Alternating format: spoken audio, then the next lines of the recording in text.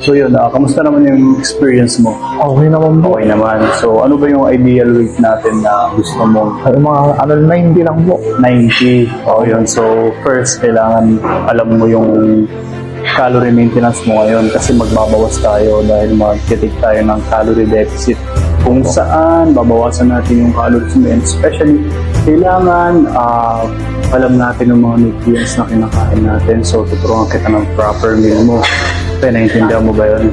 Yes po. Lagi po kasi akong napagtatawaran ng mga kasama ko, lalo na pagka walang magkasa sa akin damit kasi size ko, double XL, triple XL ako eh. Ganyan talaga eh. Napagdaanan ko din yan. So, at least ngayon, nandito ka na sa gym na napag-decide mo na baguhin yung lifestyle mo, yung pangatawan mo. So, kailangan maging consistent tayo sa workout and mag-share ako sa'yo ng mga proper meal kung ano yung mga kakainin mo. Kasi ganyan din ako dati, brother. Mataba din ako before. So, naging health conscious lang ako na nakakaramdam na din ako. And nung nabubuli na din ako, sobrang taba ako din dati, brother. Lahat naman nagsisimula yan sa mababay. Makukuha mo din yung katawan na gusto mo.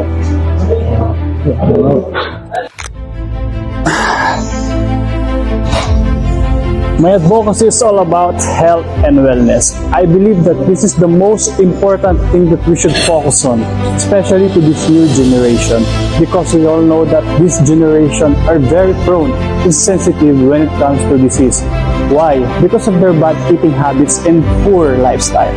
As a gym enthusiast, I want to use my capability to teach themselves. First, for having a regular and physical exercise. Second, for having a proper and balanced diet.